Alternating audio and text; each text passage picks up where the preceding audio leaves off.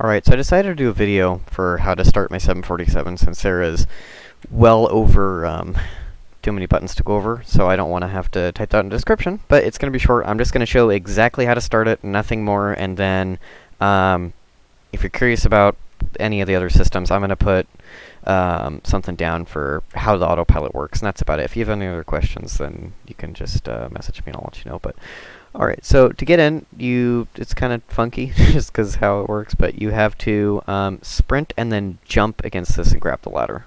So sprint and jump. And then once you're on the ladder, make sure that you hit this button, which will close the avionics door, and then click this one to open the above hatch.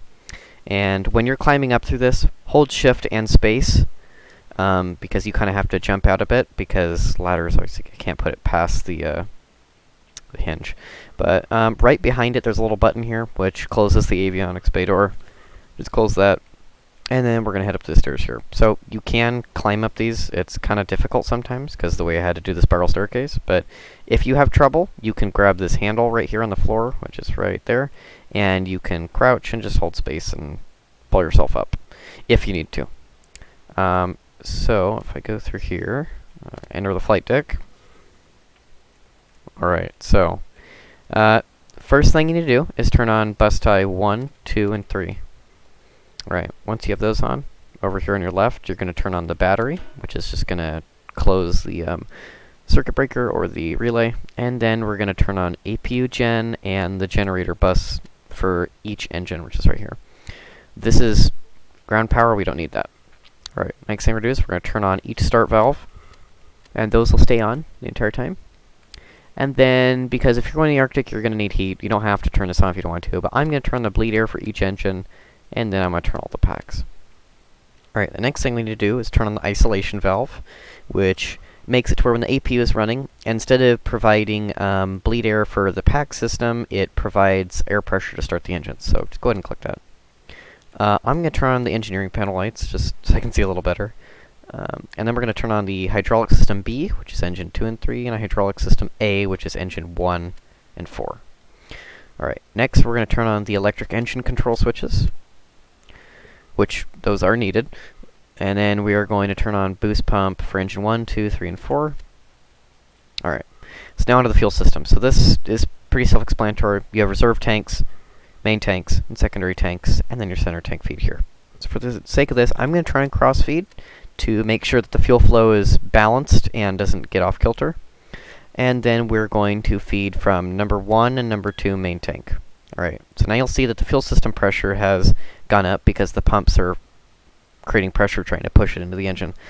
Next we're going to turn on galley power, which just allows the galley lights to be turned on throughout the aircraft.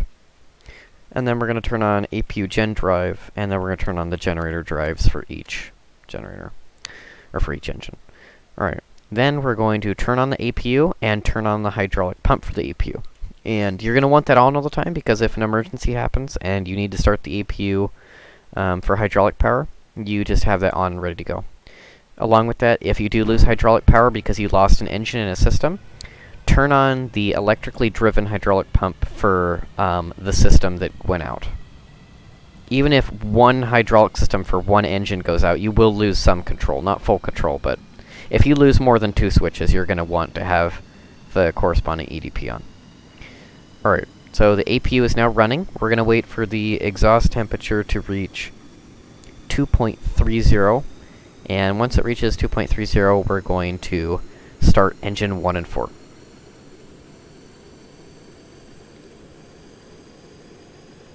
Alright, so we're going to turn on starter 1 and 4. Keep in mind the isolation valve does have to be on for this, and the APU does have to be running.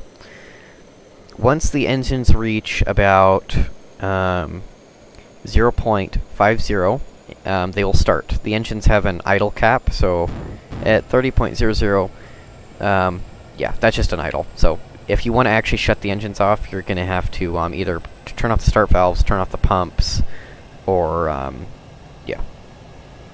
Alright, so now engine 1 and 4 started. You can see the turbine fail light which has gone off. Turbine fail just means below a certain RPS. Generator drive and op just means the generator's not producing any electricity, or enough. Alright, so we're going to turn off the starters now. Make sure you turn those off, otherwise they'll drain power. We're going to turn engine 2 and 3. So we're going to go ahead and wait for these, and once they reach 0.50, they should start.